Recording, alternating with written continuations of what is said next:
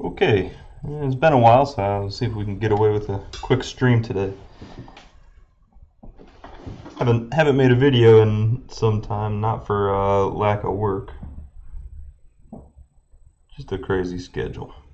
So we're going to start out today with a iPhone 7 audio IC. I don't think I've done one of these on camera yet, so we'll get started with that. I am using a preheater, at least for the first half of this repair. For removal, I find it to be much safer. You can read up on why to use a preheater. The long and short of it is you evenly heat the whole board. There's much less chance of underfill, warping, and bridging solder between tight BGA components like the baseband CPU, which is directly opposite the audio IC as it's situated on the motherboard here. That's the biggest risk of audio IC repair. I think anybody who's doing these in any kind of quantity, any kind of volume, can probably attest. There will be a time where you put too much heat on the audio IC, either during removal or installation, and you go to turn it on and it either does a rapid boot loop or you get no service because you bridged something underneath the baseband CPU, and then you get to spend the next 2 or 3 hours replacing or resoldering at least the baseband CPU to try and salvage your job. And that's just not fun for anyone. So the board's heating up, the weller's heating up, so let's get in there.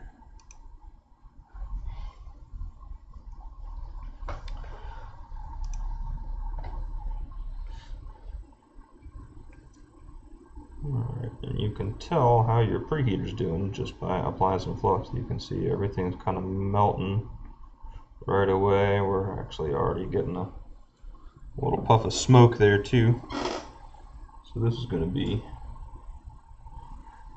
be quite ready for removal as soon as we hit it with the hot air. That's the idea. Spend as little time as necessary dumping 1,000 degrees of hot air on this thing. I am still using a significantly higher temperature than normal.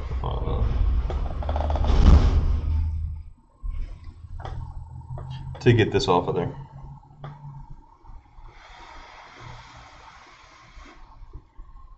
Did you change the tip on this, John? You put a 4mm tip on the hot air?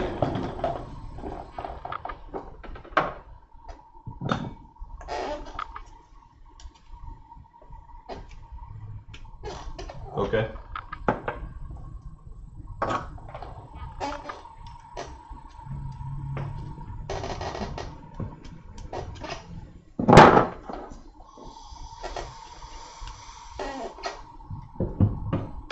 No answer from John. I'll take that as a yes.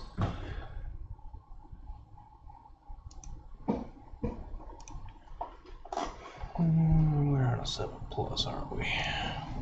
This is iPhone 7 Plus.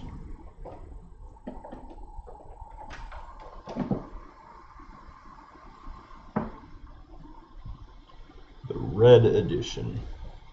Maybe it's just me, but I have not actually seen a red edition 7 Plus with a Qualcomm baseband. Actually, haven't seen many Qualcomm basebands in a long time. Is that the one that got recalled? They're all Intels now. Okay, and that's it. That right there, if we had a comparison video without a preheater, you would see the difference immediately.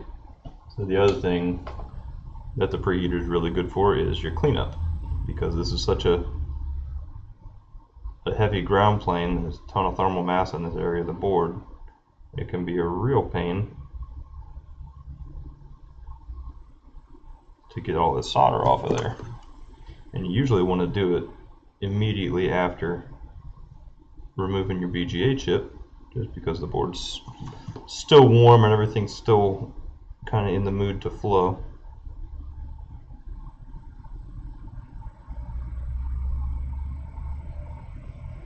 Okay, And from here, I'm going to take it off of the preheater. That was the main spot we needed it for. So we'll get clamped in our normal board holder now.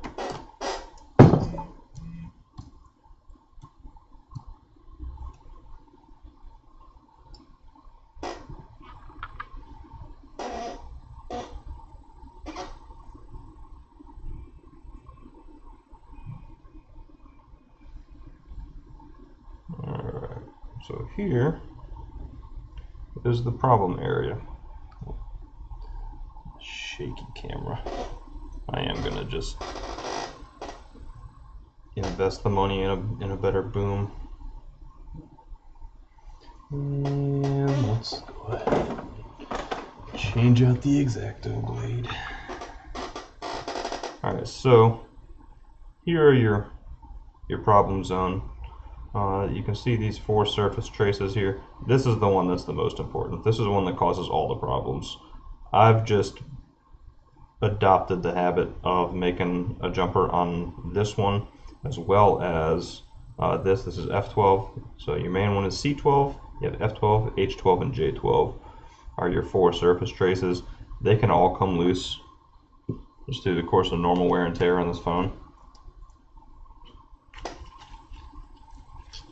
But that C12 pin is the data line that when it loses its connection, the entire phone can get confused. It takes forever to boot up. You're not going to get any audio functionality usually, or you'll get, if it's just starting to come loose, you'll get sporadic, intermittent, reduced functionality. So sometimes your record button on voice memos will work, and other times it'll be grayed out. Sometimes your loudspeakers will play. Sometimes you can switch over to loudspeaker and phone calls, and sometimes you can't. What we were getting with this one, the main issue I was having, it's pretty early audio IC, so sometimes it would boot quickly, and other times it would have that 4-minute boot time. And then when it did boot up, we'd have this extreme system lag from the touchscreen. And I believe that particular symptom only exists in early audio IC failure, because I think you still have some connectivity, but not enough to efficiently operate the system. And that's why it starts getting confused. Once the connection's completely severed, of course everything's just sticking to all the tools here. I just want them to sit in there and I can deal with the rest of it. There we go. Once the connection on that C12 pad is completely severed, the phone will normally respond to touch appropriately. You're just going to have, little to no audio functionality on the phone. You can still use Bluetooth. So if you are personally experiencing a audio IC issue, your phone can still be used. You just need a Bluetooth device to use it, because the audio codec does not send any information to Bluetooth. That all just goes straight through the processor.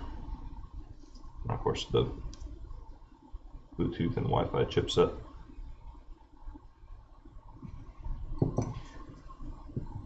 So I'm just making all 4 jumpers here.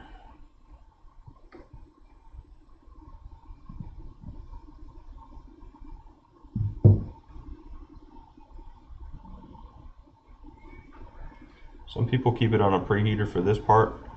I find when I do that, I get way too much motion on these little resistors, and they'll start floating around the board while I'm trying to just solder on one side of them.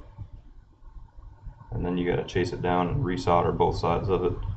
I'd rather not have to cut away at this just to resolder all my resistors. So I do find if you're just trying to catch one side of the resistor, it works best for me to take it off the preheater to do this part. And of course, now we're at a much lower risk of doing any kind of shenanigans with the baseband CPU. The board's already been subjected to the most heat it's going to see through this whole process, which is for removal. We're going to reball the chip with a lower temperature leaded solder balls that are going to melt on there nice and clean, nice and quick, without flowing anything else around it. That's not the prettiest jumper. I think it'll ride though. Alright, and then here's C12, that's the most important one.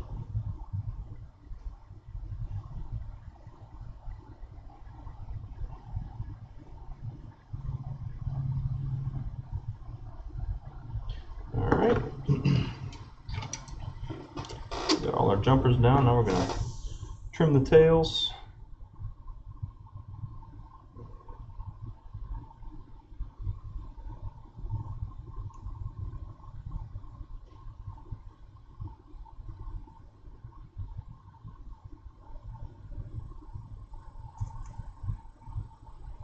Find where that one went.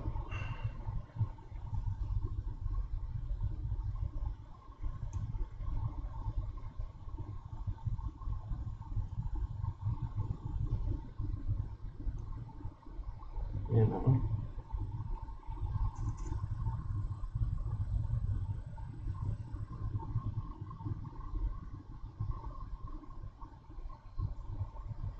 Anything we can do.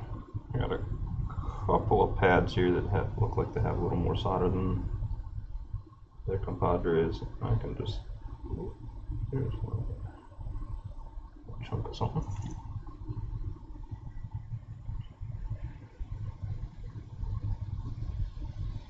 We can actually just remove a little bit of solder from that pad while it's cold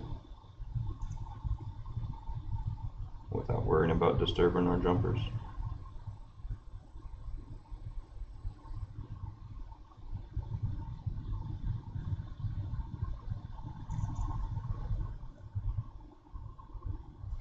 Okay, let's make sure we don't have any of those jumper tails floating around underneath the edge of that shield. Where are you? Where'd you go? Okay. Everything's there. Okay. Set that aside. Work on reballing.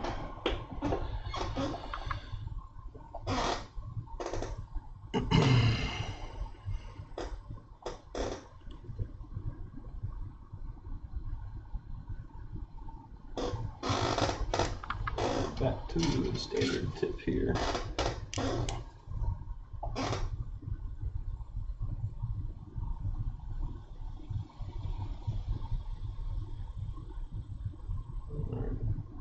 Get all this old solder off of here.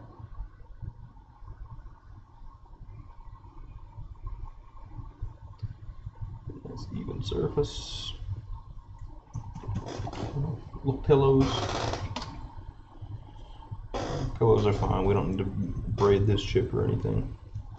There's little enough of the original solder on there. We're going to have a vast majority of unleaded, and it's going to mix together anyway and make its own kind of new alloy. Most important thing is that we will have a even, clean looking solder balls that are going to melt at a considerably lower temperature than before. And those are the details we're interested in.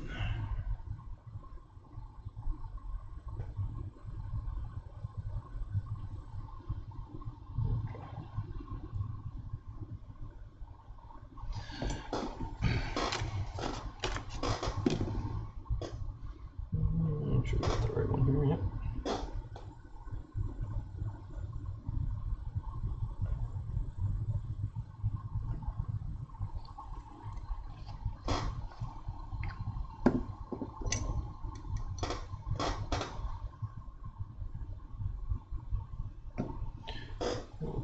Okay, paste, paste, paste. Paste, paste, paste, paste, paste, paste, paste, paste, paste.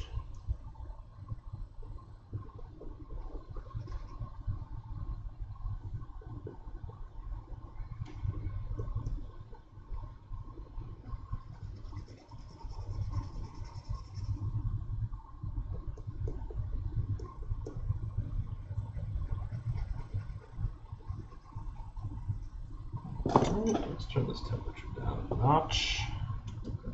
We don't need to be at 1,000 degrees to reball this. Actually, it's better and more effective to use a little bit lower temperature for reballing.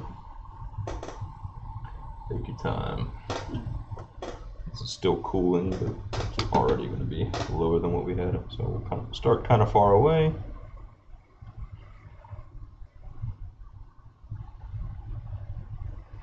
Want the whole stencil heat up so we don't get a bow in the middle there. And then we're going to come in for the kill here gently. Okay. Softballs.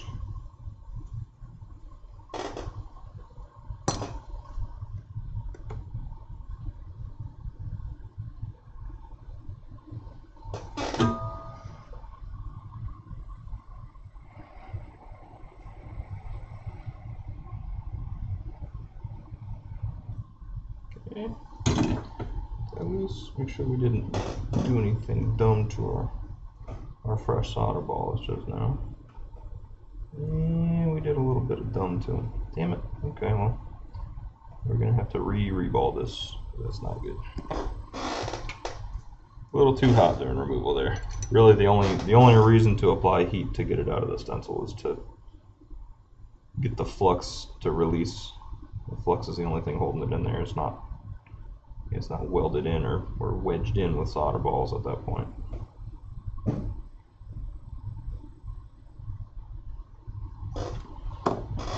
Actually gonna have to apply some flux and then clean it again.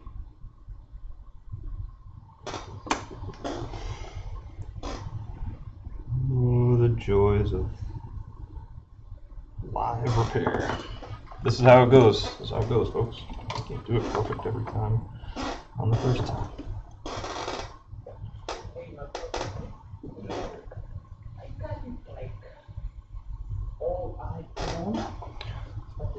I don't know what the number, no good news. I need to see on what his bucket is okay or not okay. Yes, I can do that or not. I don't know. Okay. You know some place to do it? It's a long time. I even had up to, I need to send it on the seat. Yeah, that was happening, like a long time. So we still got a little bit of flux in that hole. We don't want that there. That's gonna block us from applying solder paste. You sell iPhone like 6 plus use. Unlocked phone. It's not working only overseas.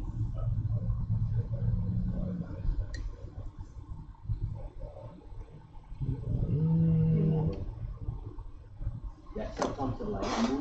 This thing could be done already. Didn't screw up the solder balls just now. No, I don't want to see. 6 bucks. iPhone 6 bucks. I want that. Yeah. Okay. 300. It's not 6 bucks, but it's just regular. 6 bucks.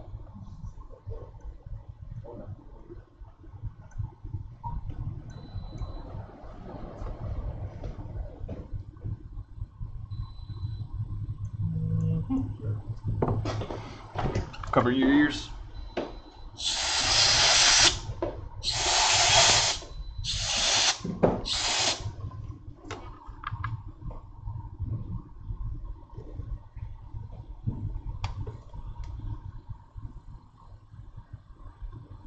Okay, stencil's clean.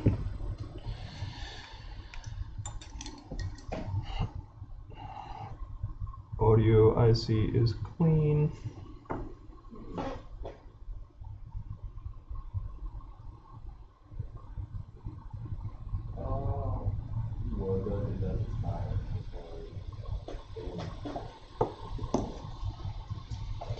Paste.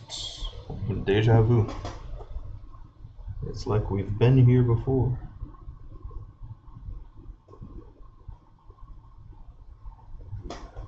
So there's other ways to get the chip out of the stencil after your reball.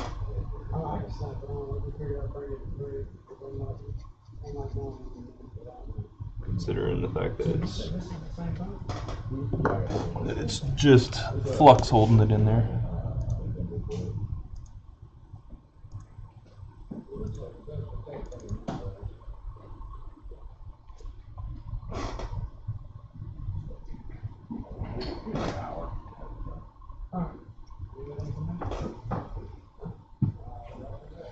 Okay, here we go. Let's see. Get a little better focus on this, isn't it? Clear on my end, but there, that's a little better.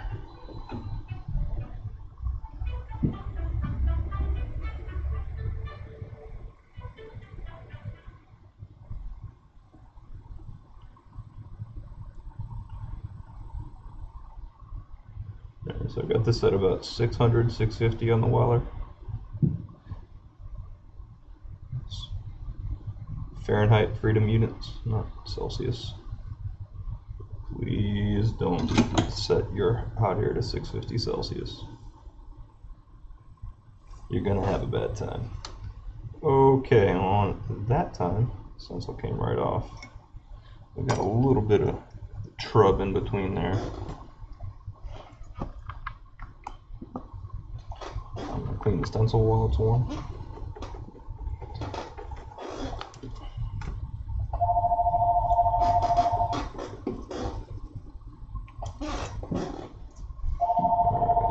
Really gently just try and get some of this loosened up really, really gently.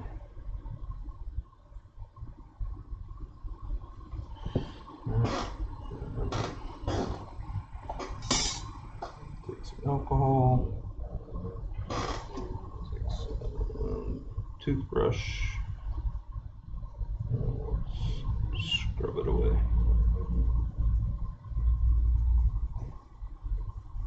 Most of it's coming off. There's one little patch that's kind of holding out. That's okay.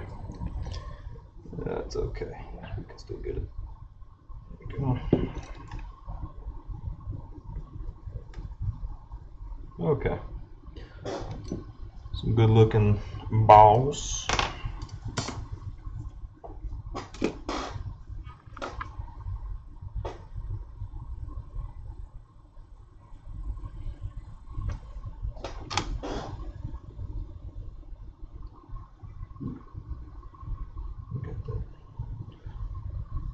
All those little flakes all over the place too. Let's get this thing nice and beautiful.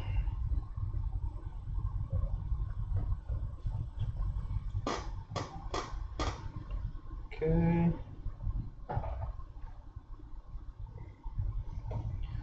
Okay, well now that we've spent more than twice as much time as necessary getting this chip right, let's put it back.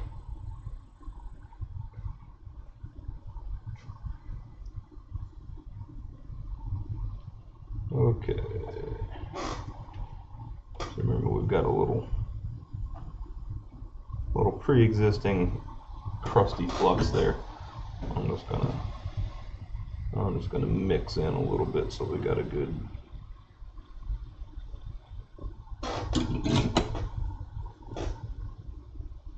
pasty, fluxy base there to go on.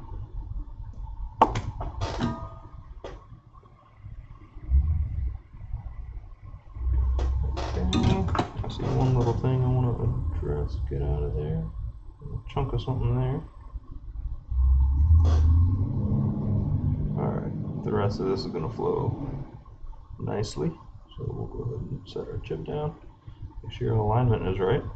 Sometimes this one's hard to read. So there's the dot, and it goes here. Alright. So I'm going to turn my heat up to about 850. Let it warm up for a sec.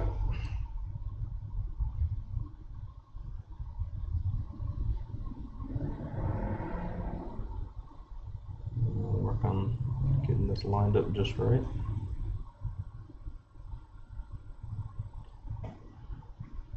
I actually like to set mine on, see how it's slightly cocked? It's not going to be able to jump pads that way, but we will see as soon as it sets, it's gonna walk into place. If you get it perfectly set in the middle, great job, but it can be deceiving and you can actually spend more time than you wanted to under the heat that way, because you're not exactly entirely sure when it drops into place. Now that comes with experience too, if you know when to nudge it. This one's just gonna go clockwise, just one tick once it's ready.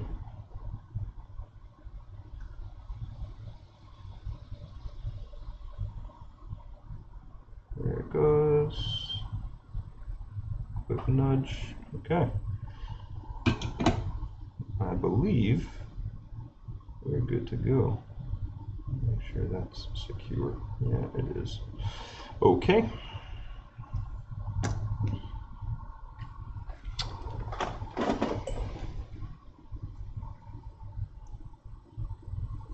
Let's cool it off. I don't like boiling alcohol on it. We'll cool it off with some air. Cover your ears.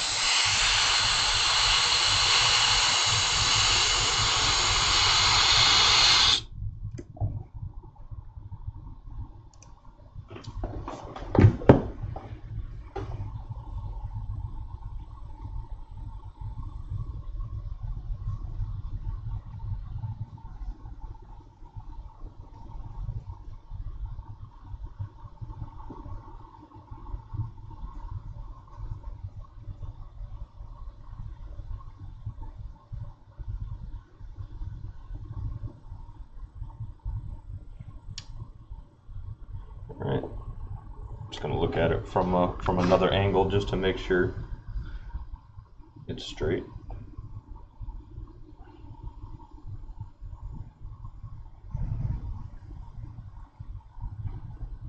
We want the plane of the top of the chip to be parallel with everything around it, and doesn't seem like it is actually.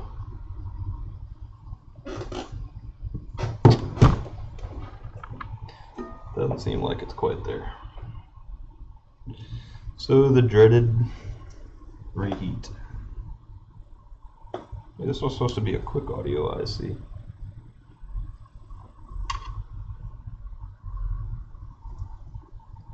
Let's get that.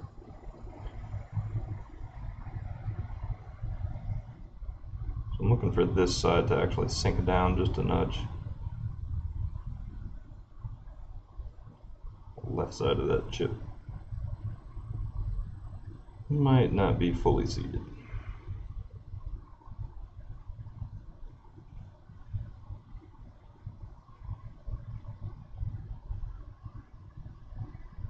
Okay, I think we're getting somewhere.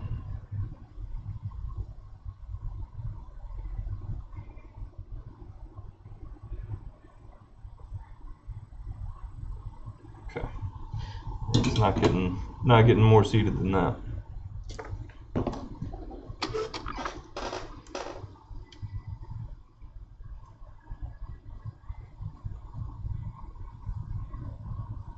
Okay, and that definitely looks better.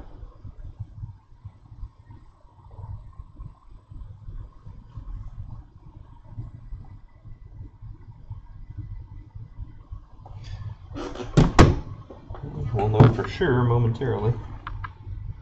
We'll throw it back in the housing and put the screen on it and see if it makes the ride.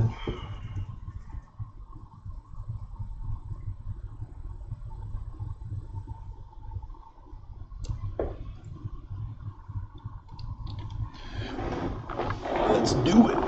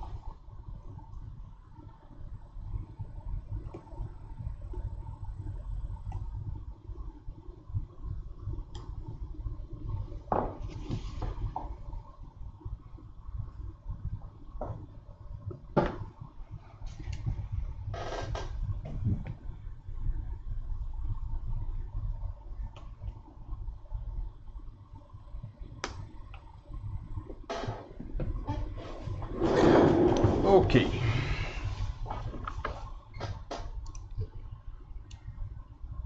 Alright, let's see. Okay, so that's a good sign. We didn't completely destroy it. It's gonna at least try and boot.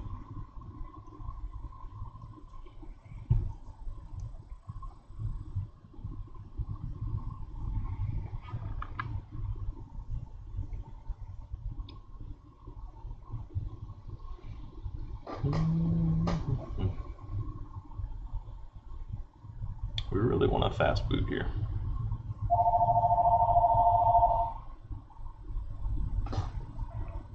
This is not the fastest boot. So we're getting 1.8 on the charger.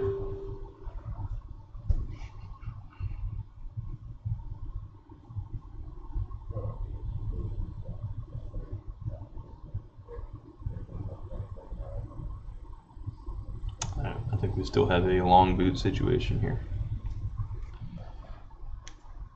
Yeah, home button's clicking.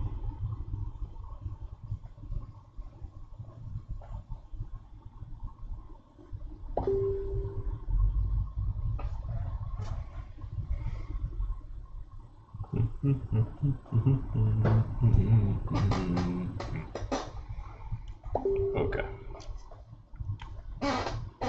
Alright, let's pull it back out and do it again. I'm going to go ahead and replace the audio IC. We'll touch up our jumpers to make sure everything's kosher on that end. But that one didn't go so well.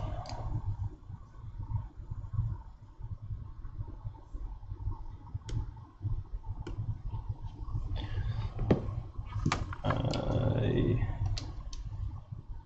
am going to reball the new audio IC before it goes on. I still want to keep that low melt environment there. It's the biggest enemy to the iPhone 7 board, especially in this area. It's just a compacted, really high thermal mass area of the board.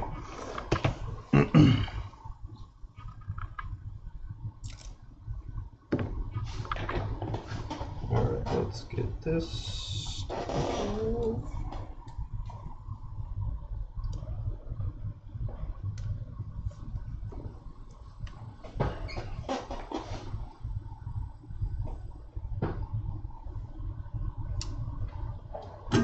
Okay, so we still have our air set on about 850. I'm gonna leave it there,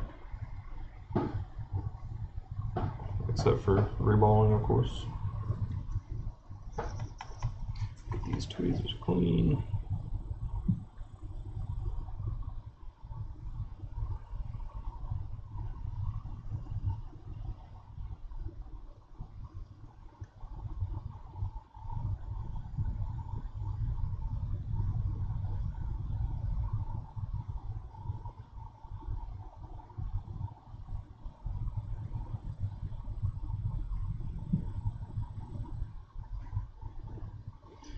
Okay, there's a good bit of dirty flux on there too.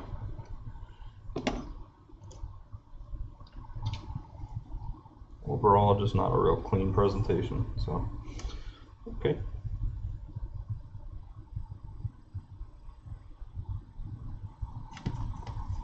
Oh, here, let's switch. Let's see what I'm seeing.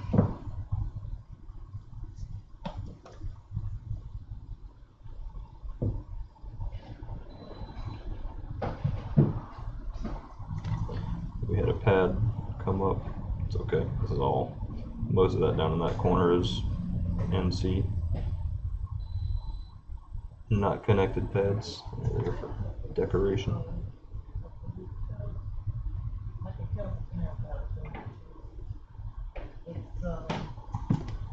Yeah, this is a bit of a mess, honestly. There's some piece of hair or fuzz got in there.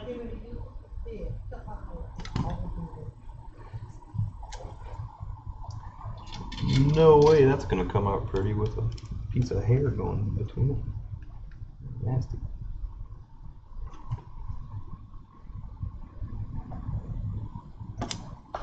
Alright, let's see if we can get these cleaned up.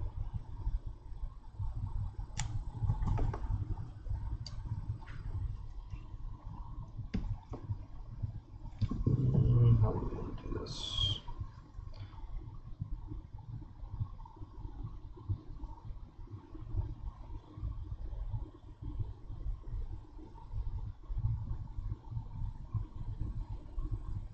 Just trying to take some of that extra solder off of those jumpers.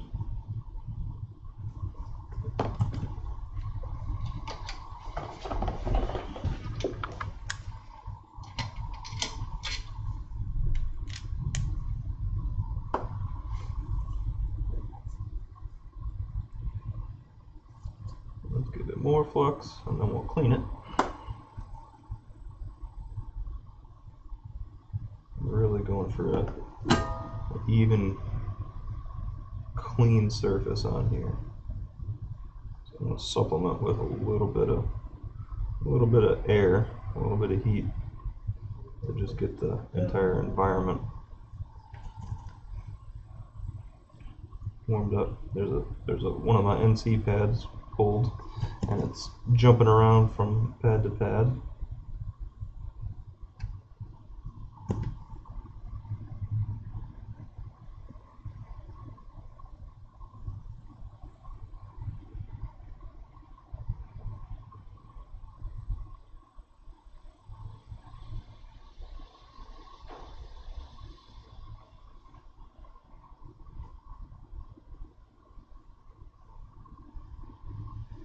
Do a live audio, I see they said.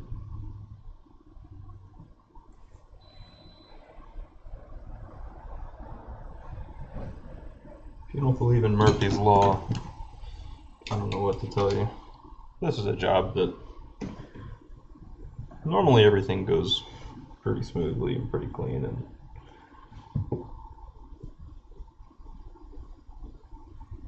by this point I'm usually, this would be like my second one. The first one would be assembled and put back together. Alright. Not the most even surface. Probably spend a little bit more time with the iron on there.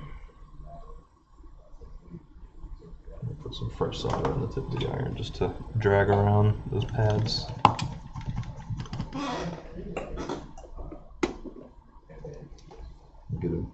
Get a good uniform surface.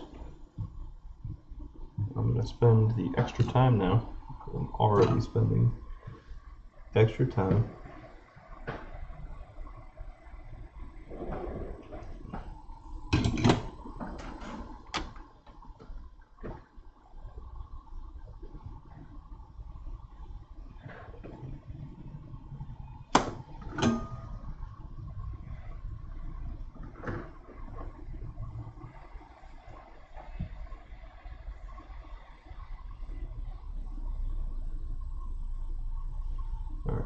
Start a little better. I'm not too concerned with this area over here. This is almost all NC, so as long as there's nothing bulging higher than the rest of the plane, I'm not going to worry about those. They can be low if they need to, if they want to, because they can come off and not affect anything.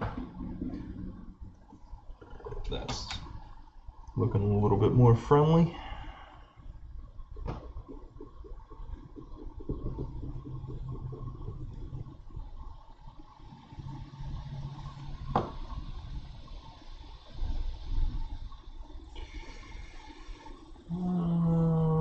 Talking myself into redoing the jumpers here too, just because everything on this row is considerably higher.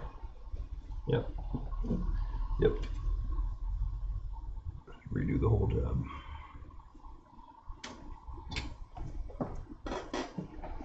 This ain't gonna be a fast one. Well, if the jumpers will stay and let me pull the solder off of them, that's cool too. So this C12, I don't like how that looks. We're redoing C12 for sure. That's the most important one.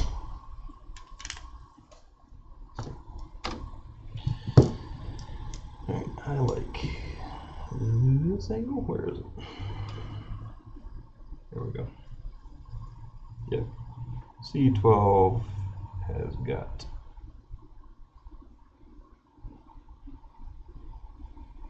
to get redone.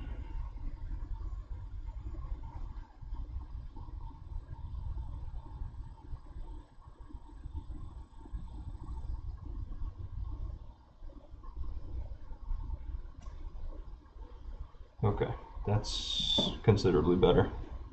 We got a nice tight joint right there at the resistor. I think that very well could have been the problem the whole time. If it wasn't tight against it. I know that pad is not in the best shape. That's what needed to be resoldered anyway. Okay, these are good.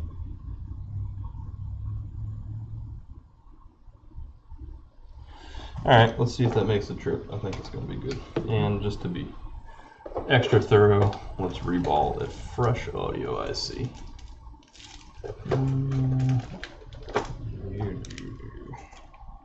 Baseband, audio ICs are up here.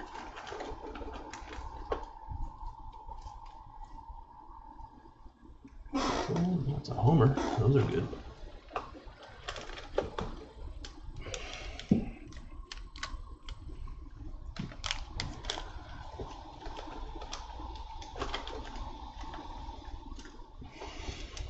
And at the very bottom is the drawer labeled audio IC. Audio ICs.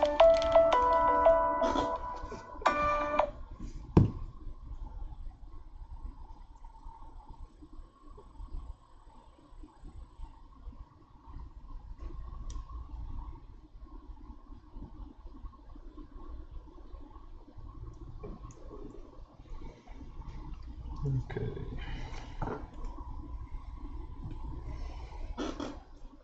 I don't think there's probably not anything wrong with this audio IC, but I really don't want to be in here doing this again on this phone. This is already 2 times too many, so we're going to set it aside. We can use it as an experiment, maybe on a phone we can afford more time on.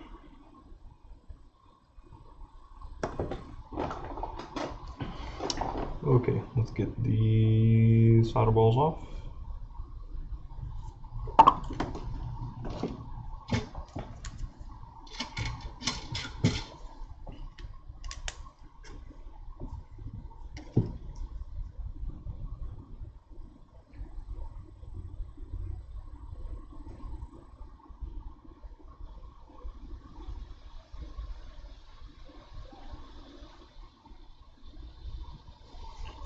Okay.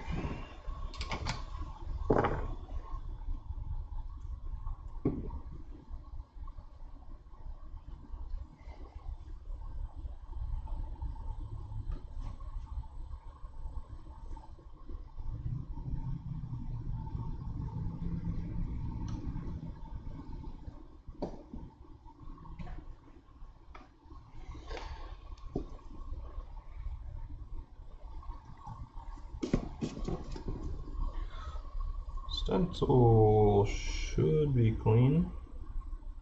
Stencil's clean.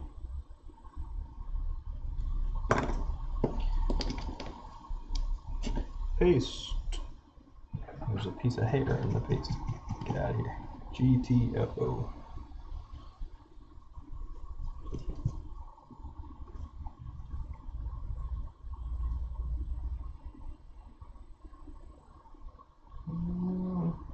I like my paste dry, but not that dry.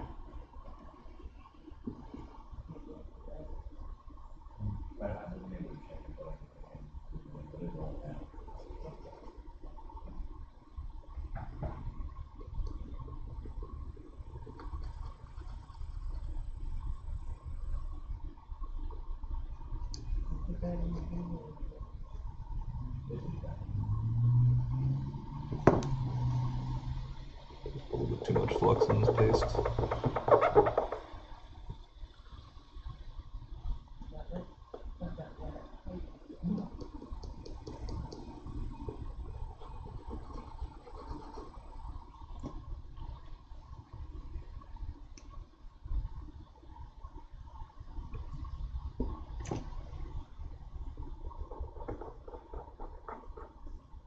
Okay, one more pass, a little bit higher pace. And of course, there's a hair in this one too.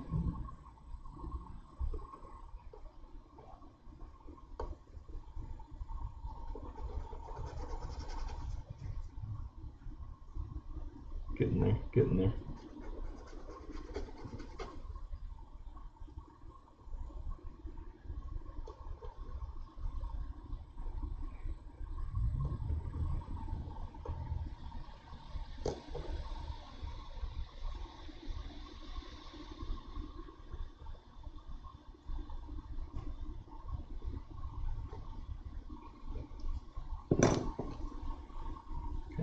See, one more, they could use a little bit more paste.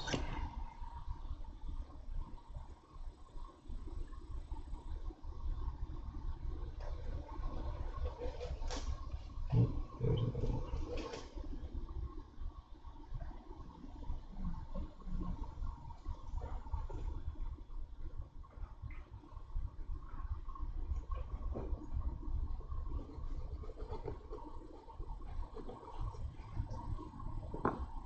Alright, let's ball it, and then we need to readjust afterwards. We can.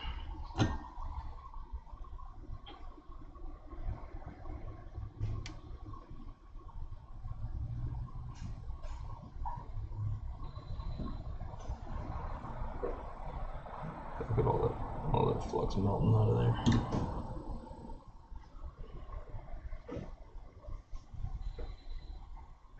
Too much flux.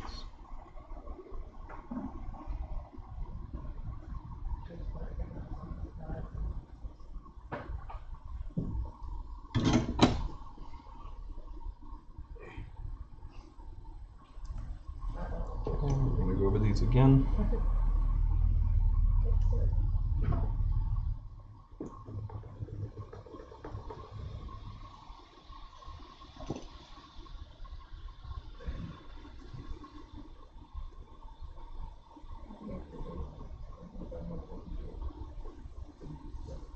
Some of them cut off right flush with the stencil, and other ones are still sunken. That's too much unevenness. Can't install that.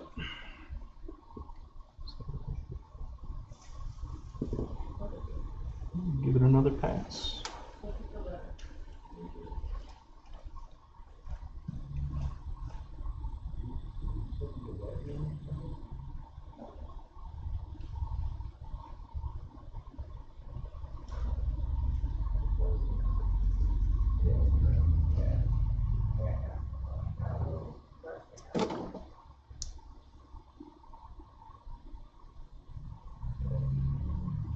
Piece of hair.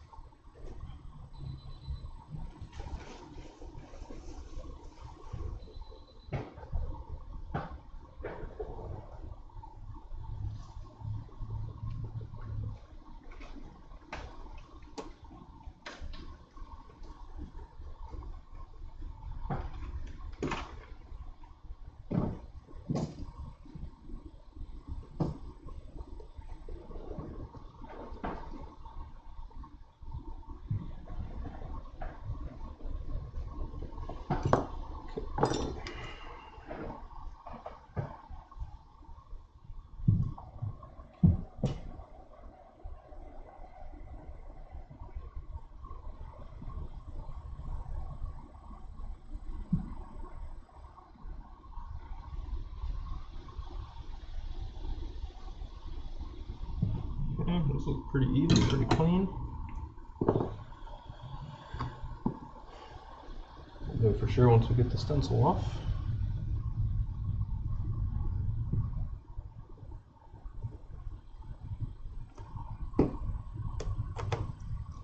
Let's do this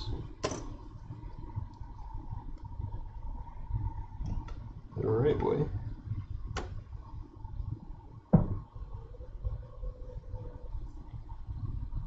There's some paste squeezed out around the edges there too.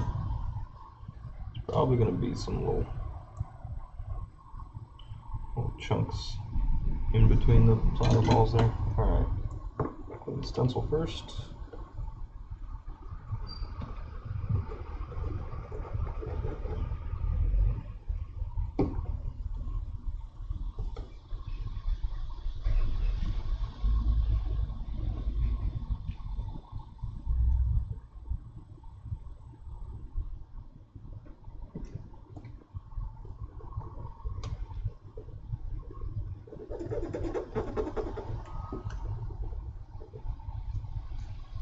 Okay, stencil's good. Let's check out our balls. Yeah, a little bit of stuff in there, but overall the solder balls look pretty good. Same thing. Clear out some of this. Scrub it away with a toothbrush. That one right there's got it.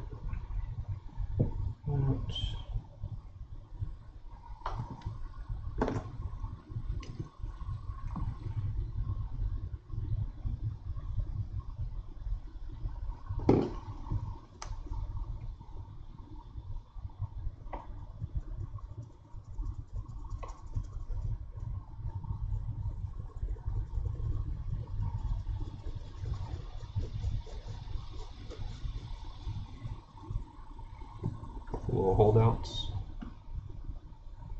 We're not taking no for an answer though. Come on, all these.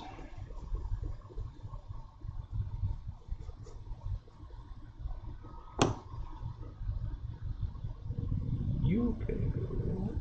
And you can go. Okay. Who's ready for round 2, 3, whatever round this is? This is going to be the knockout round. One of us is going down.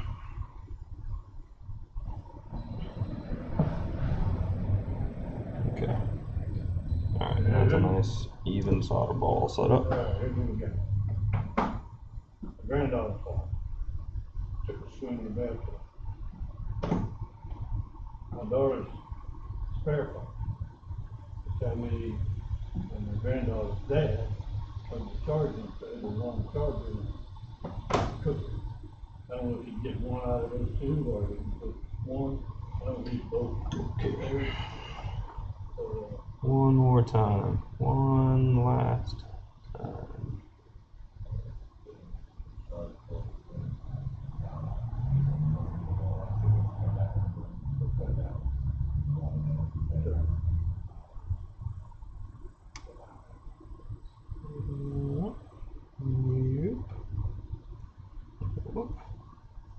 Get closer. Get closer. Alright. Alright, so we're watching for the same thing. We already get just a little clockwise cant as it drops into position. Well, like they have it. Position.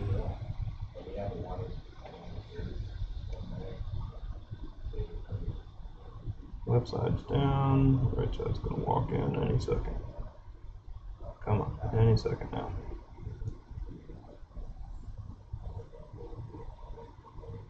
But if I could get both phones repaired, so they wouldn't be. Okay. Okay. Okay. Yeah, and that's fine. Gentle nudge on it. Cool it off a bit, cover your ears.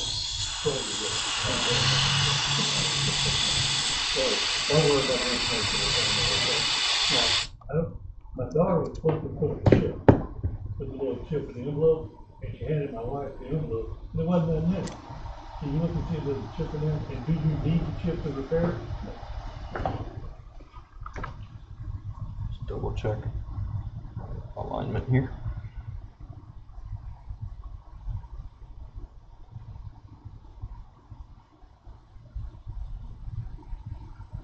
This is in there. How about that?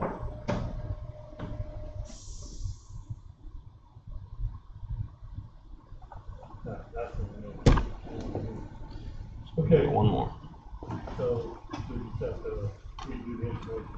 And then we do it.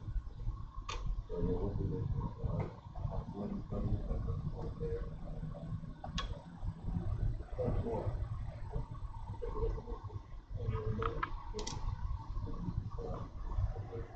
All right.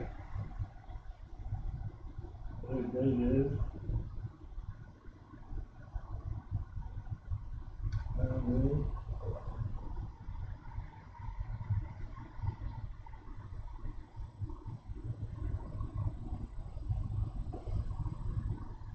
What's on the chip? Okay, so, yeah, you're gonna need to put, the front chip is at the house, so you need to It put just the works chip a in the little bit. phone.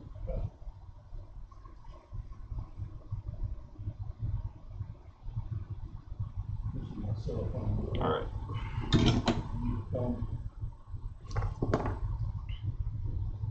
Oh, that's plan to come back and get it tomorrow. Cover your ears.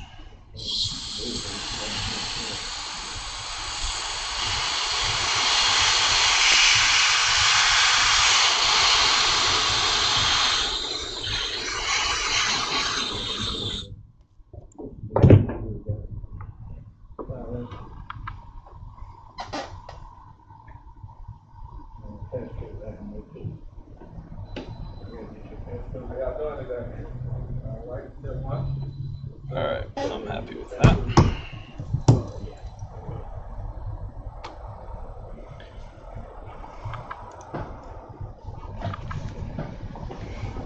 Let's go ahead and get this.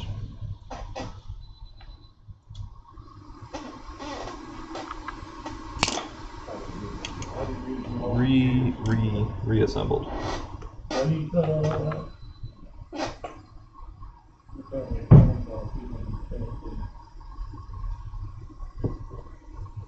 Feeling good about this one.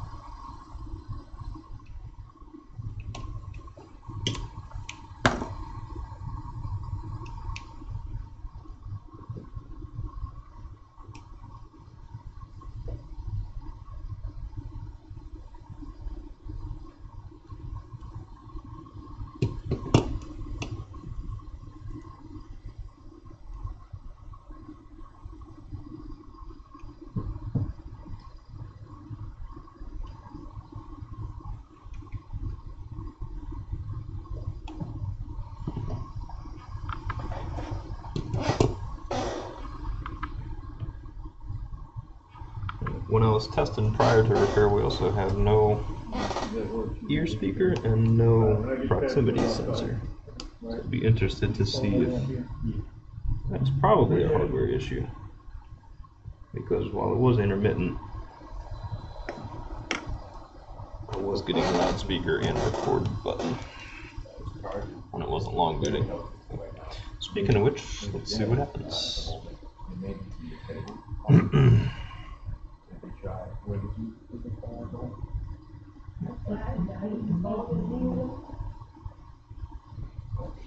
And it never was charged.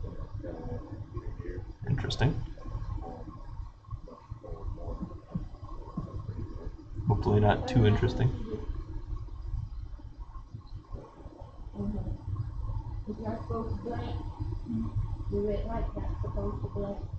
It's usually just a solid. And how long do you have to have it charged? Just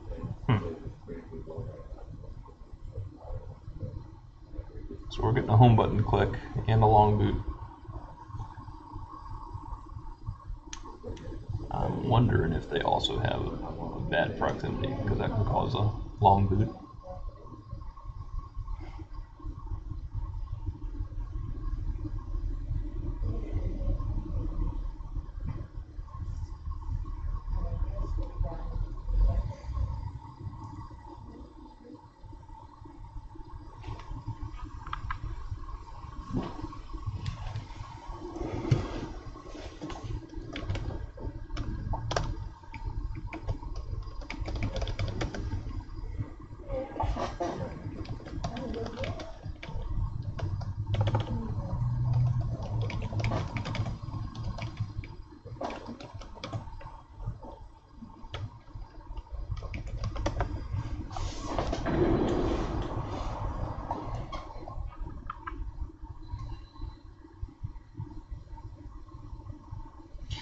Okay, so here we are. Let's see what happens when we unplug the proximity sensor.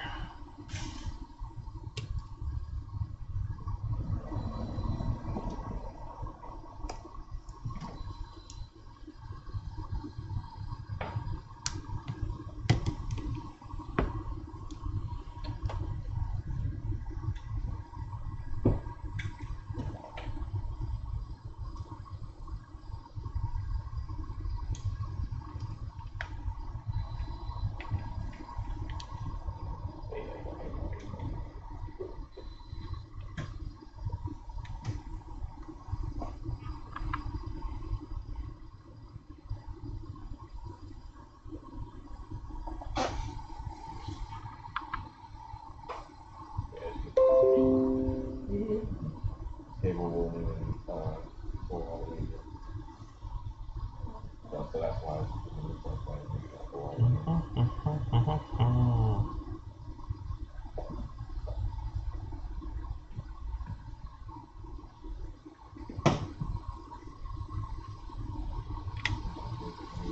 It's also possible this was misdiagnosed to begin with. Usually when you get this long boot and a home button click, it's audio IC. However, we've got a fresh audio IC, properly reballed C12 jumper. We're still getting a long boot and a home button click.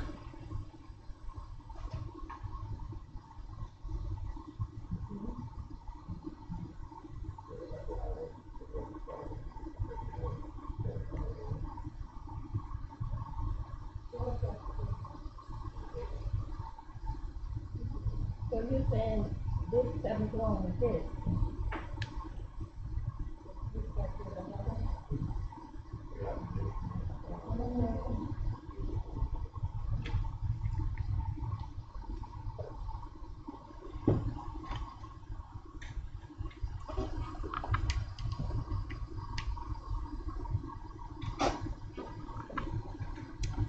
Hey Mark, yeah, I've actually got all 4 jumpers on this one.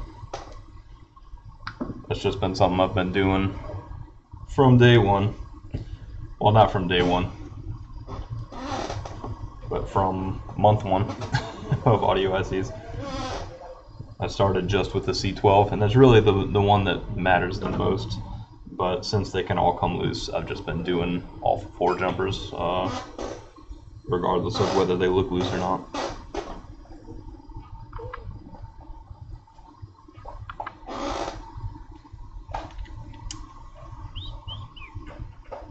Yeah, this might be a part 2-er. Let's set that aside, and I'm going to grab the other ones that we have in the queue. I could title this video how to turn a 30-minute job into a 2-hour job.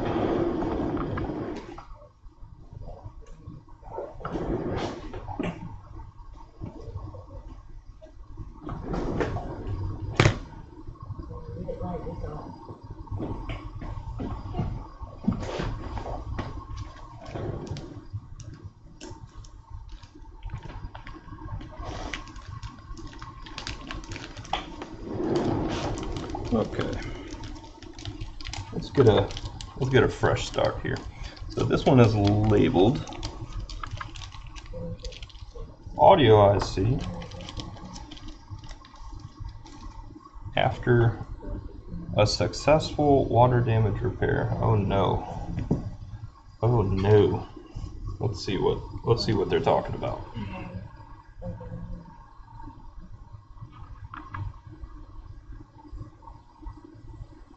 First, we'll get all these stickers off of the back here.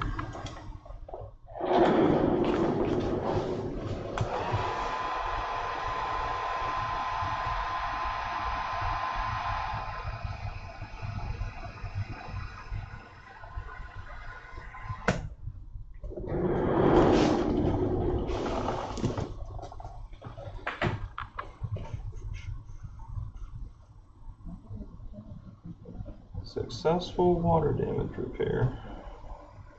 It says something about the backlight is dim, but he's okay with that. Yeah, what a mess. I don't know.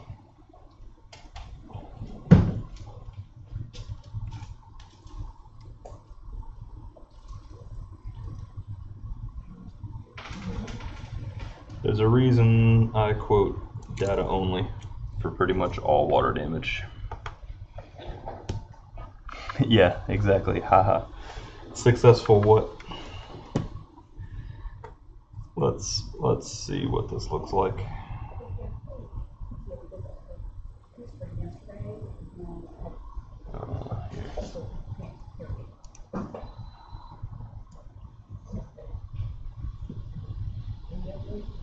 Gee.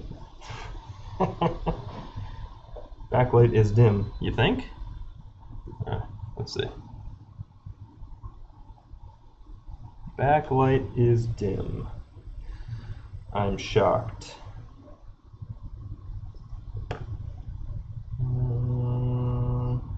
This side looks okay. The way these sit in the board, this backlight section is actually probably your most susceptible spot. They can also have, this is the equivalent of C5202 RF. That one can get it too, but just the way they're situated in the housing. Yeah, look, we got a little bit of action on our chestnut as well.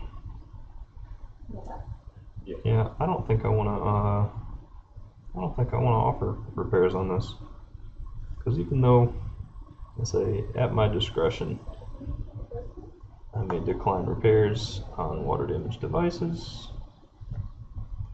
and offer only data due to the fact that water damage repair cannot be warranted. You might get it working perfectly today, and they walk out the door, they get to the next red light down the street, and the whole thing shuts off, and it's dead again. And they just paid you good money to put new screens and batteries and clean it all up nice and beautiful. Yeah, I'm not doing anything on this. I don't doubt it needs an audio IC. It's a 7+. No. Nope. Nope.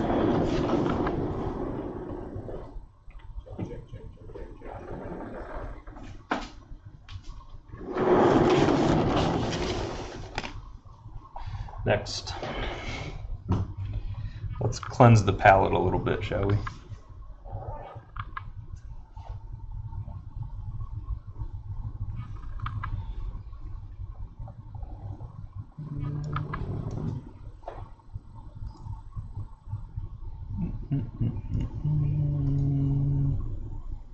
Pop out. There we go. Same here, Mark. We used to offer quote-unquote water damage repair. It was before we knew anything about microsoldering, before we even really could look in a microscope and see the extent of what water actually does to phones. To be fair, that was back in the days of like the 3G, where you could pretty effectively take the board out of the phone, you know, run it through not a Crest ultrasonic, but you know, a jewelry cleaner full of alcohol, and you could, for the most part, get in between everything just with that, dry it out, put a new battery in. A lot of those phones are still up and running today. So that's not to justify anyone offering a water damage repair, but the components have only gotten smaller and packed in tighter and tighter with more BGA stuff since then. It is not good practice to offer any sort of repairs for the sake of using the phone when it's damaged by liquid and corrosion. Yeah, IPA bath and a toothbrush, and that's all you need. Make your millions. So we've got a touch IC. This will be a. I twisted it enough to get the bars to go away. Oh, there we go. We got some bars. You can see them a little bit. Yeah, there. All right, let's pop the board out. Talk amongst yourselves.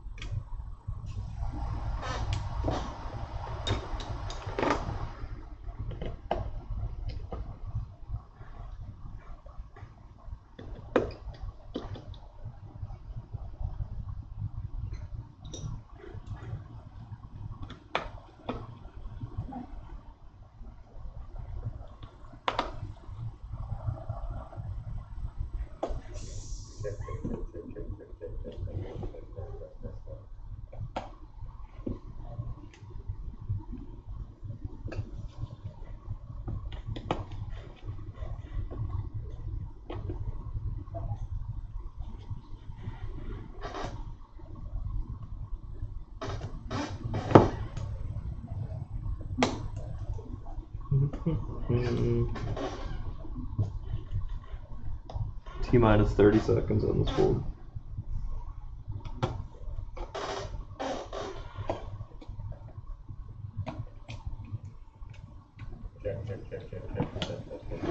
Okay. Board's almost out.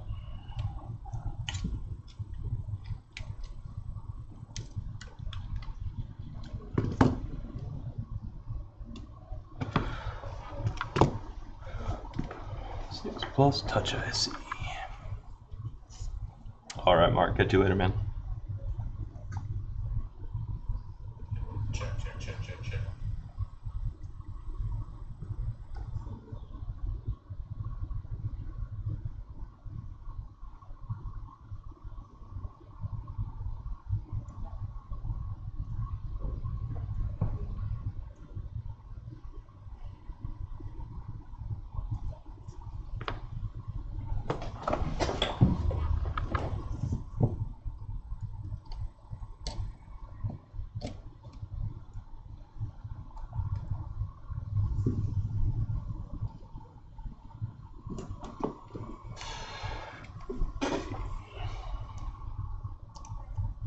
Yeah. So knock out this touch IC, and there's just gonna have to be a part 2 video for that audio IC. Something else is going on there. Something's not quite right.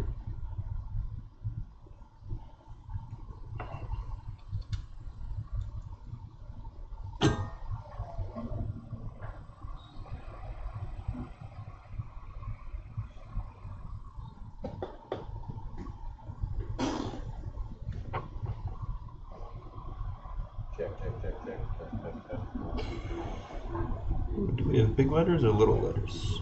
I didn't even look. Let's see if little letters. We'll reball this one.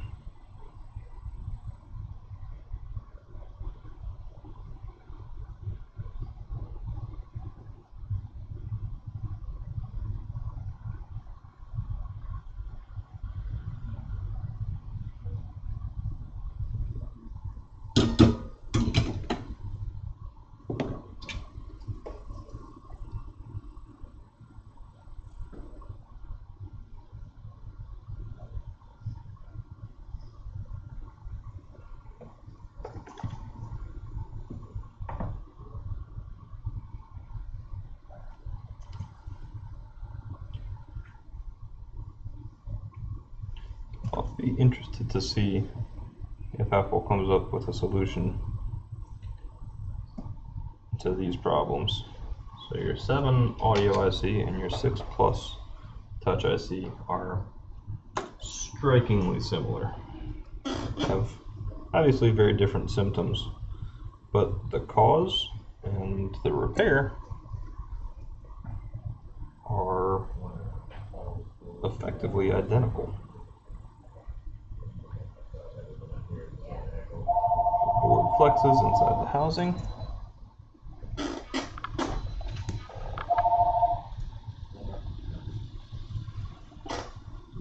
The chip's situated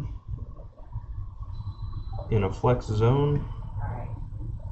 Very good. Loosen and pull pads off of the board. Gradually getting worse and worse symptom-wise for whatever function the chip performs, until it stops functioning altogether. How many more of these pads are flexing and becoming loose Okay. that we don't know about because it's a non-critical item or a not connected pad? Okay. I think in engineering there's got to be Okay. a solution for this.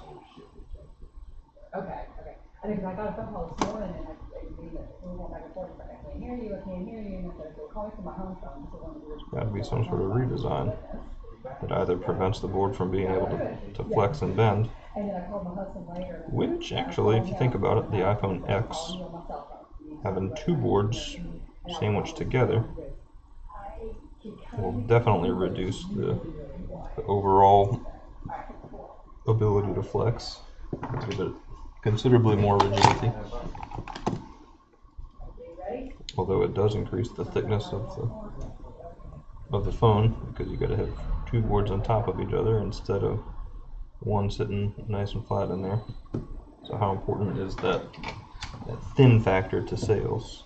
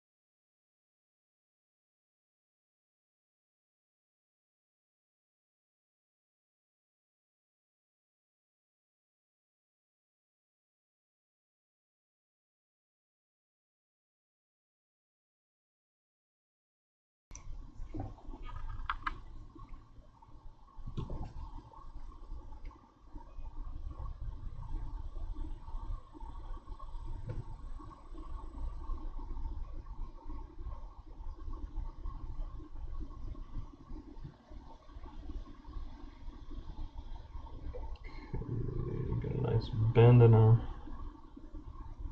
jumper here.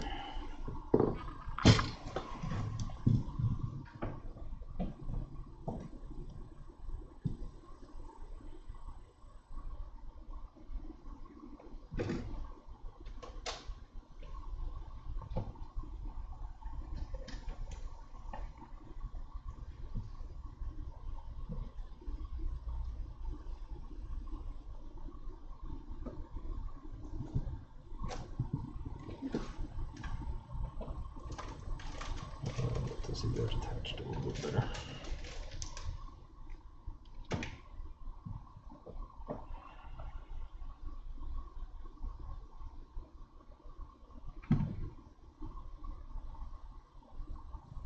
It's better.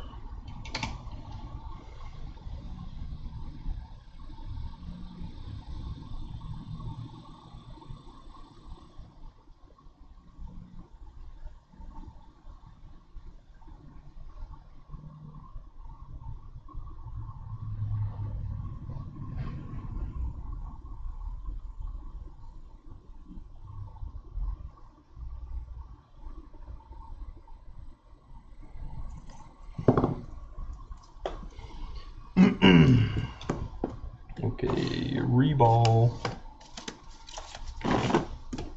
Let's reball this one once. Let's install the jumper once. And let's get this thing back up and running in one pass.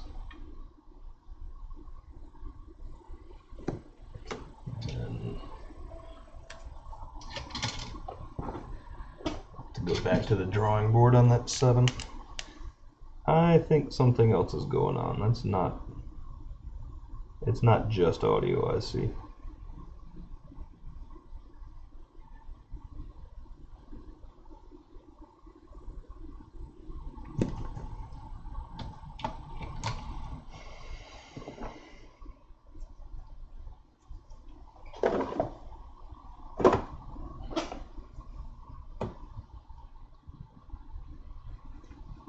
Maybe. Could be. It's worth doing it one more time just to say we did.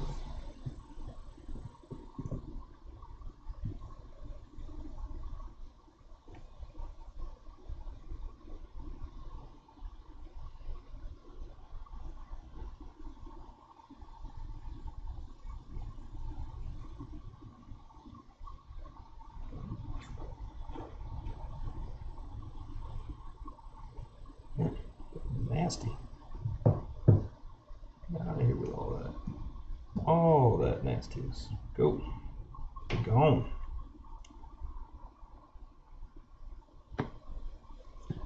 Dirty. Give this workbench a good scrub down after this one too. Little chunks of debris all over the place.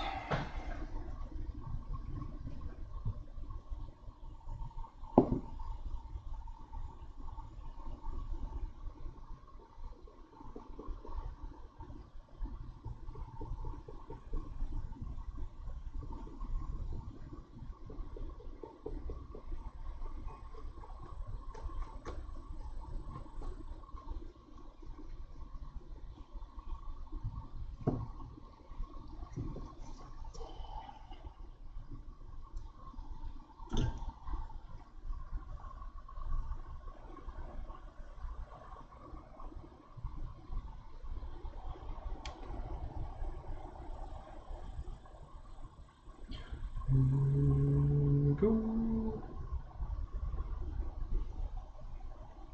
I like how that paste went on. That's how we like to do it.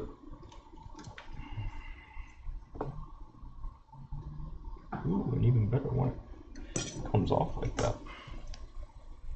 Get these big pieces out. And actually all that little stuff is not going to affect the overall size of the solder ball very much. So, nice way to clean it up is just hit it one more time.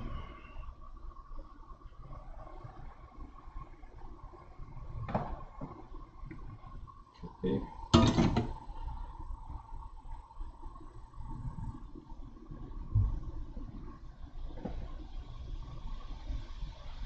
good.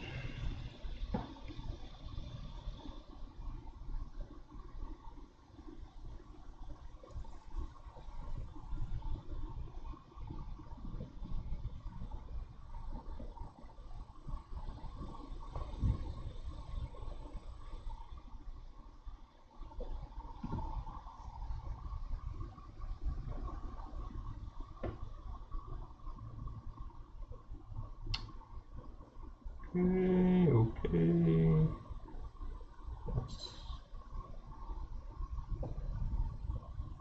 That's pretty spot on. We can walk way over. We got to clock right into place. Right about now. Right about now. Right about now. There it goes. Nudge, nudge, nudge. That's enough.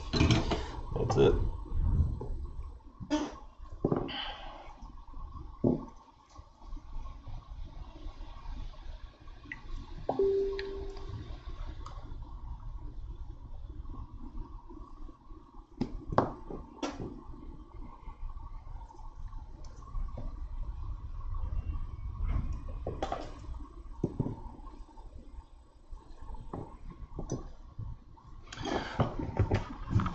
Cover your ears.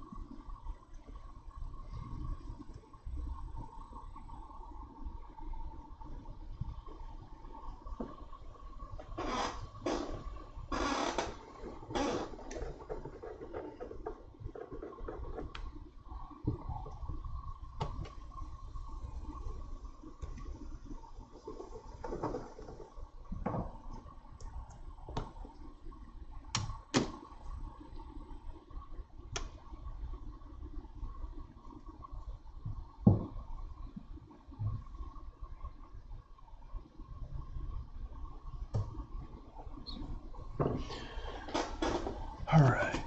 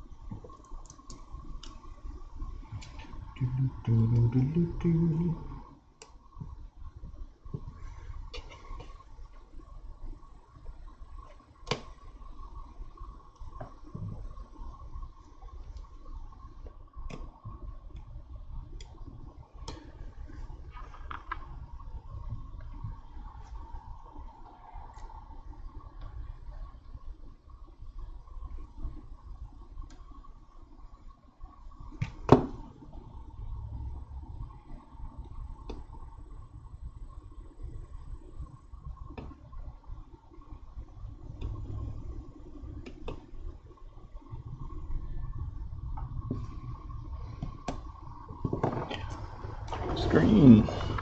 Ooh, give me that screen.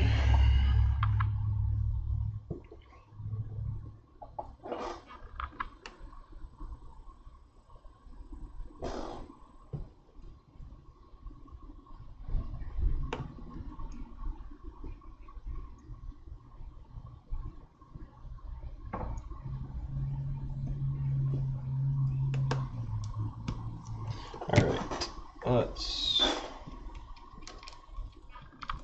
see if it works.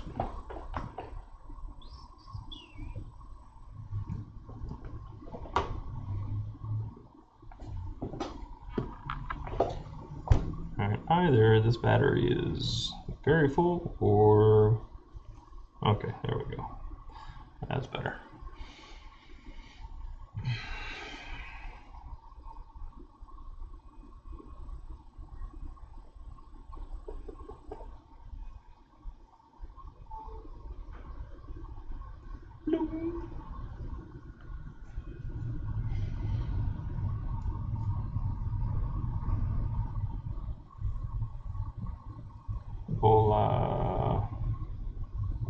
Okay, well, we have touch.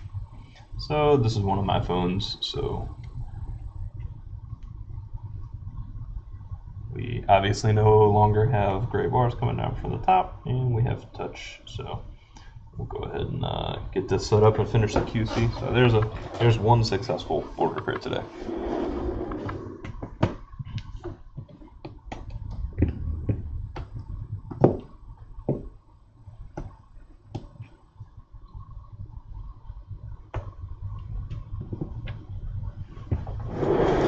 Okay, and I guess we'll just have to make a part 2 with the 7 Plus here, because that was not the audio IC video I wanted to make.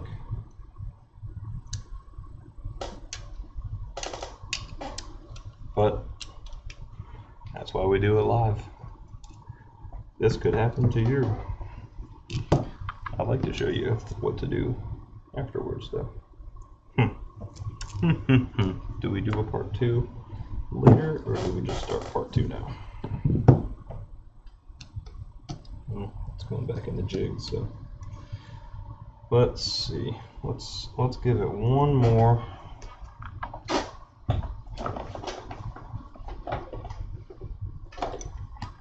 If it came in like this, doing exactly this, I would just jump straight into audio IC. So let's give it one more audio IC job and see.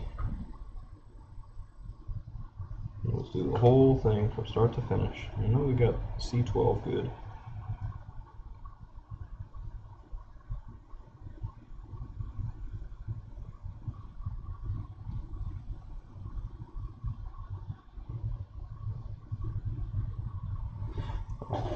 You want to see what I'm doing? There.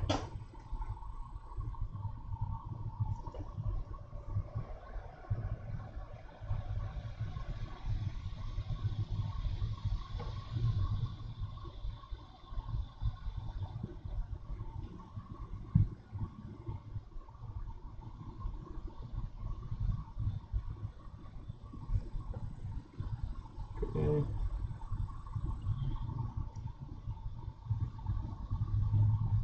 Chunk of flux there.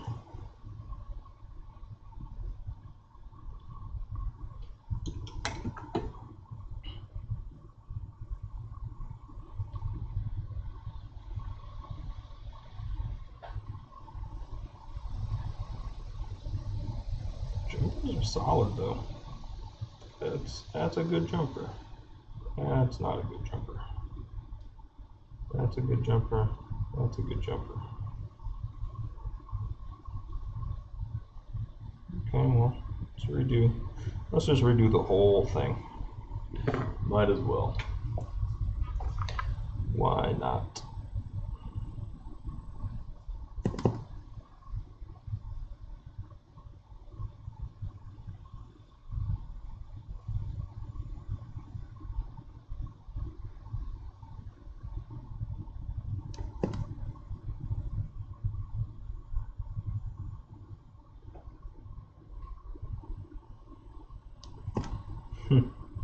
That jumper doesn't want to come off.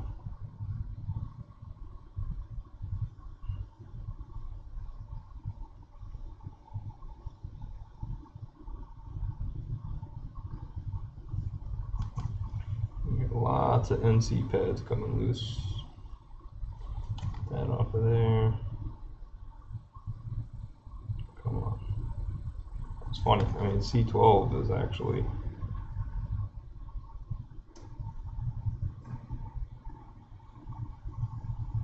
not really loose on the board. You get off of there.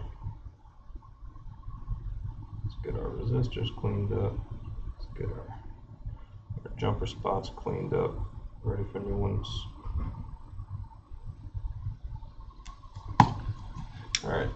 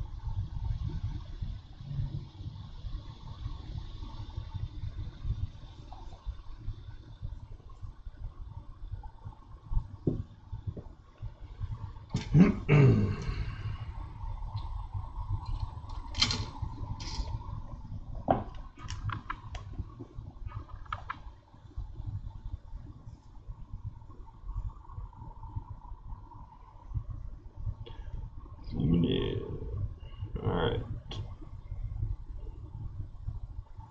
G12, get your jumper. Get your jumper on.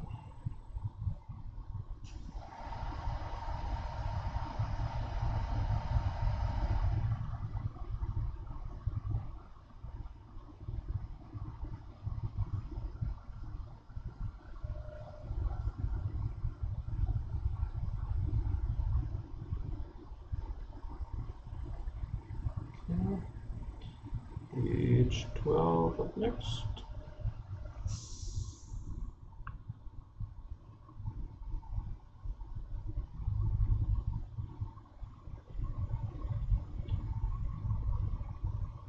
F12. F12 was loose. Yeah, that pad is loose on there.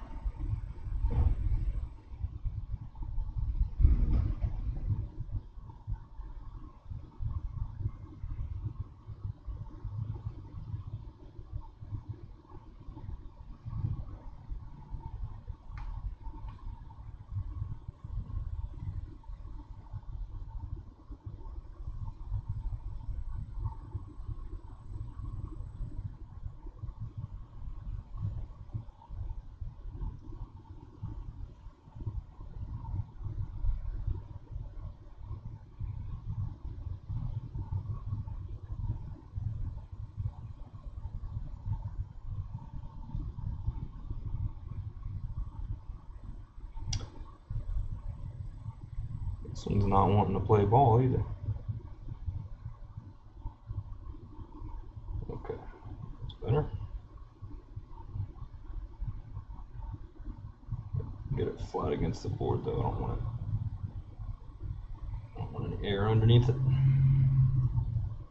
Okay, and then C12. You can still see. Here, slide this down for the camera.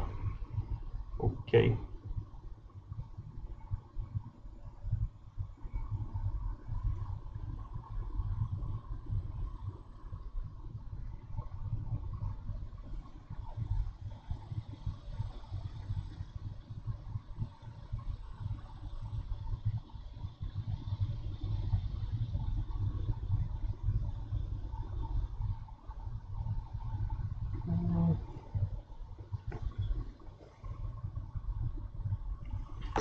Those jumpers are secure.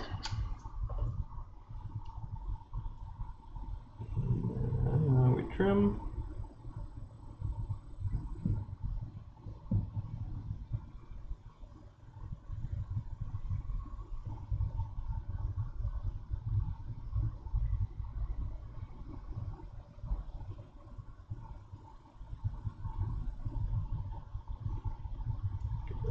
That.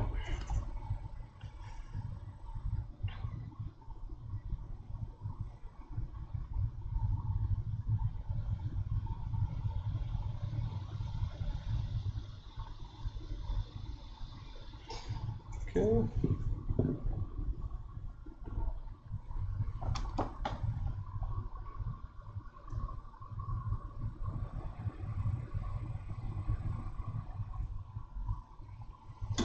Alright, that's ready for a chip. Chips, chips, chips. Chips and dips.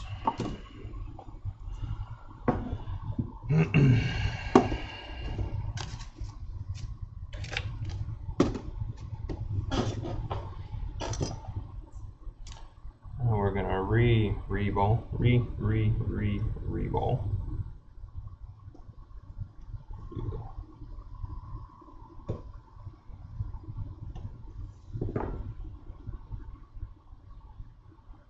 Should we just go ahead and do the original chip? Still got it sitting over here.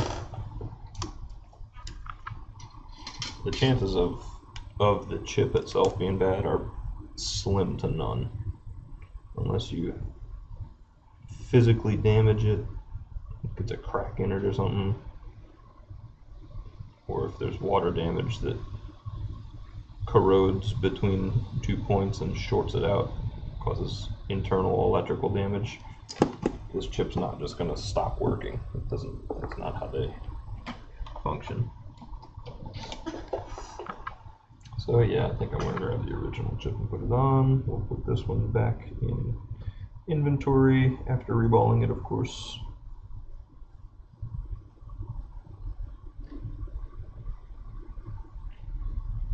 We'll do future air in a quick solid and give it a reball. We can just drop it.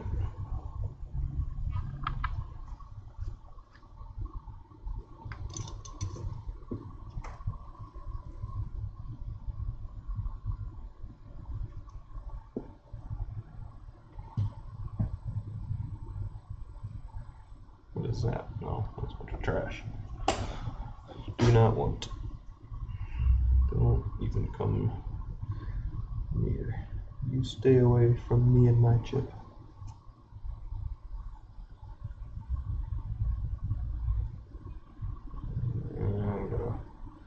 Got a glob of wet solder paste there. To spend a little time.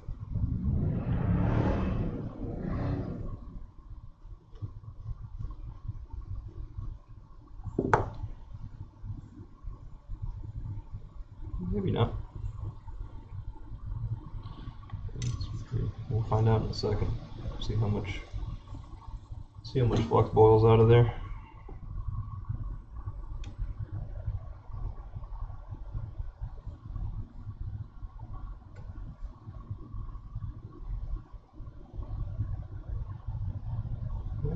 So far so good. You know, I think that one's good. It's good.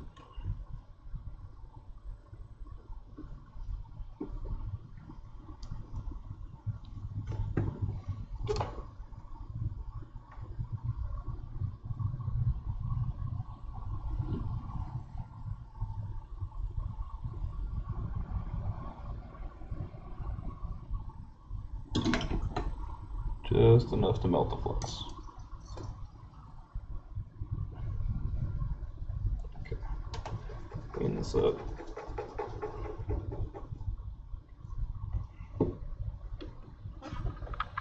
How do you look? No, that's probably the best one of the day.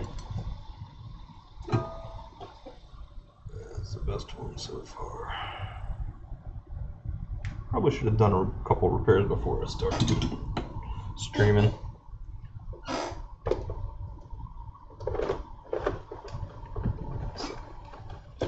To live dangerously. It's my first board repair of the week. Stream it.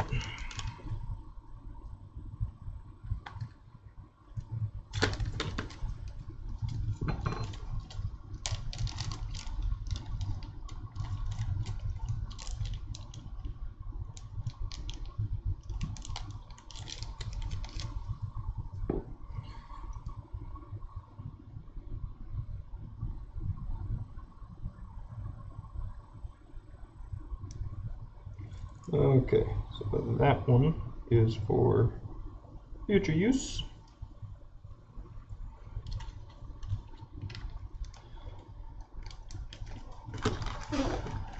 Can go back up there.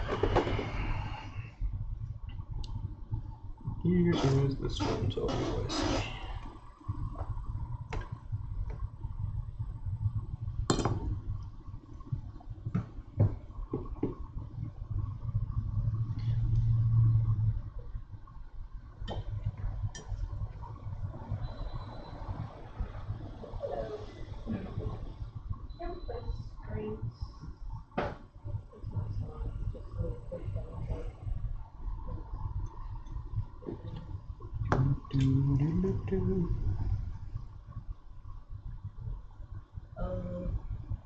Don't need a lot of flux for this.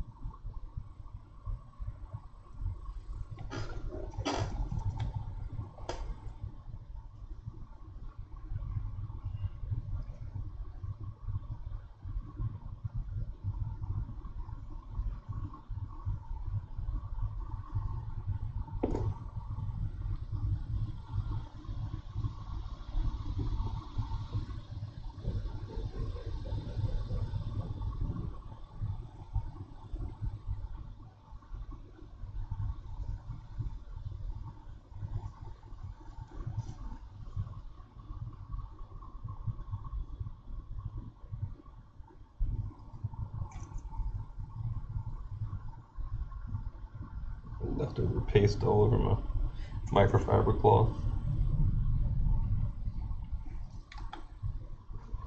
Throw it away.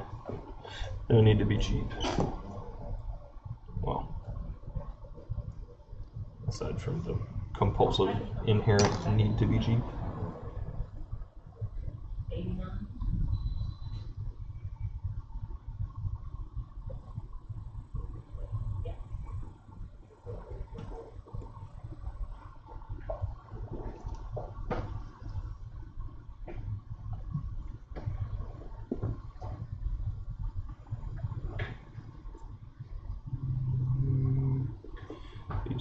Paste.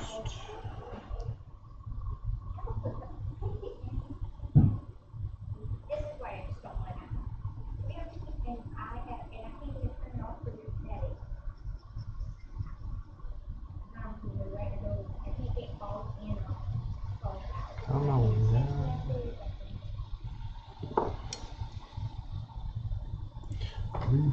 Like this. Alright, we don't get too much flux in there. It looked like it was pretty dry, pretty clean. Those middle ones are a little fluxy.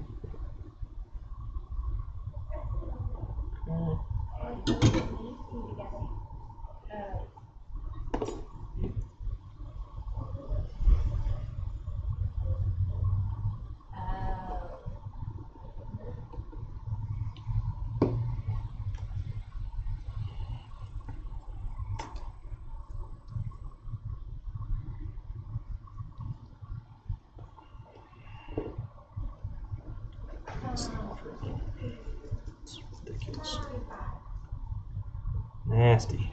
Okay. Get you out of there.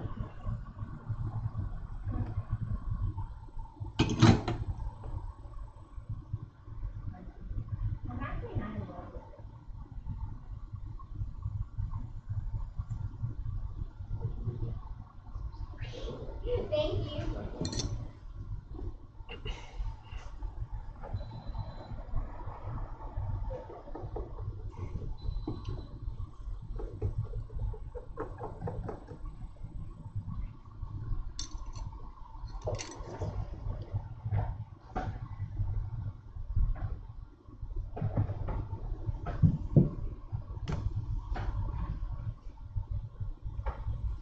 We're gonna have to scrub it to check those bolts. Significantly less excess junk in between them though. It should come out nice and clean.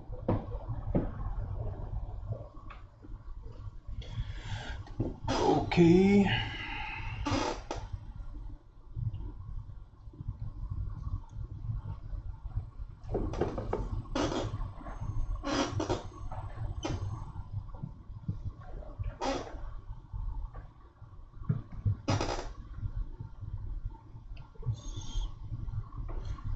Even solder balls.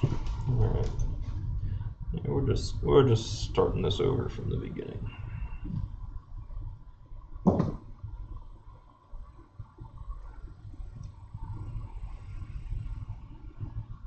Let's see the markings. Yep, that's it. That's right.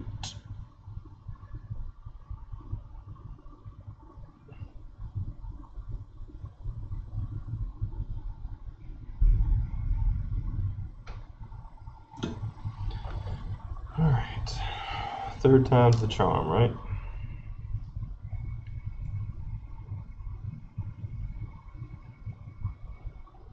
If this isn't it, then I will be pretty well convinced that this problem is not audio IC. Although it has all the signature symptoms of an audio IC problem.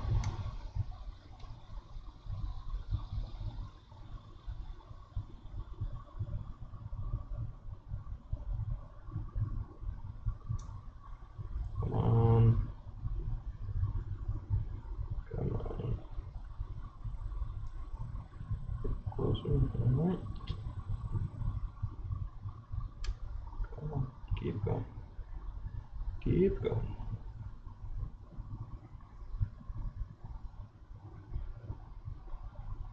Okay, that's it.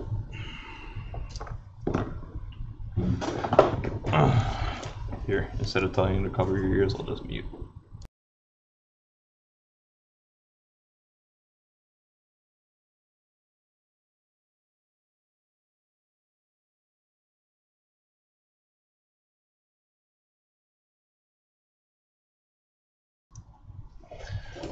Okay, clean it up a little bit.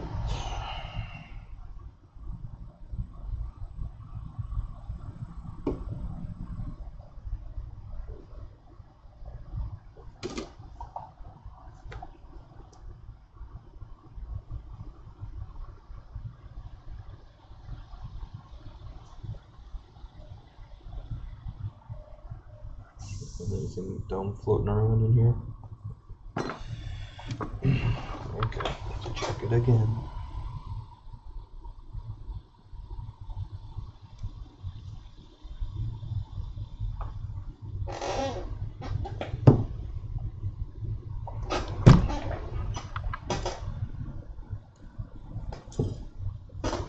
Alright. Alright, well, win, lose, or draw, this video is coming to an end after this. We're coming up on lunchtime, and big boys gotta eat.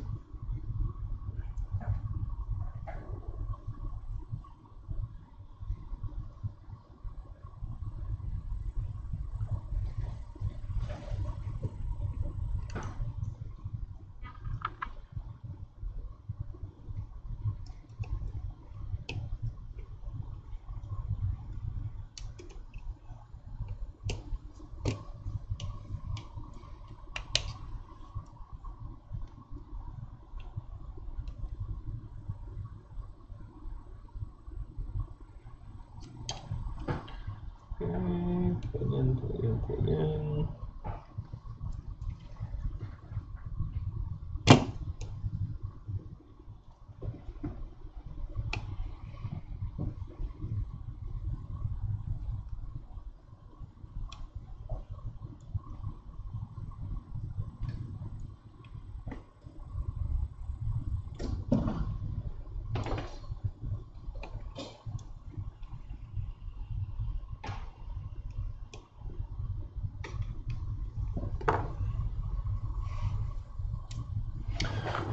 We'll need a screen. I don't want that.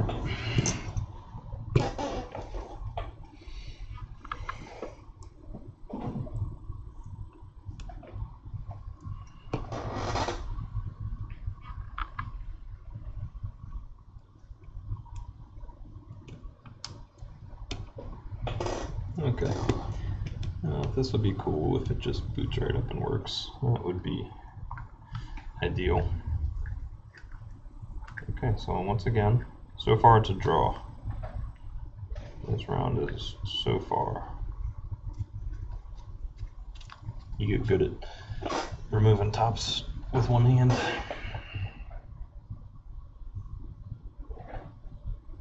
Come on. Tell me something good. 8, 10.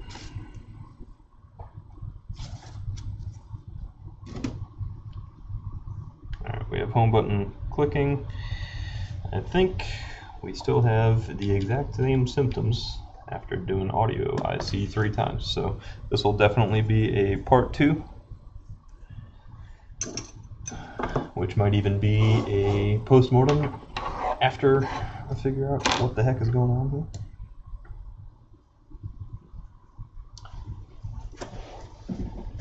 That's definitely the first time I've seen this particular issue. I think I need to go through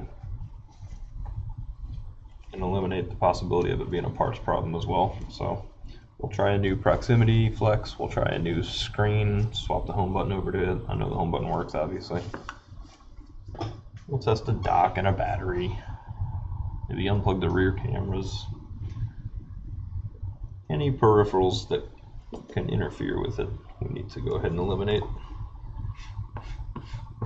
I saw this. This is, I mean, you can't tell it's clicking, but one button's clicking right now when I press it. So we've got some camera damage here. You can see crack right around there on the lens. Yeah, I think something else is going on here. It's not a typical audio IC. Might not be an audio IC at all. Anyway, thanks for watching. Hope I can have a part 2 for this one. Have a great day.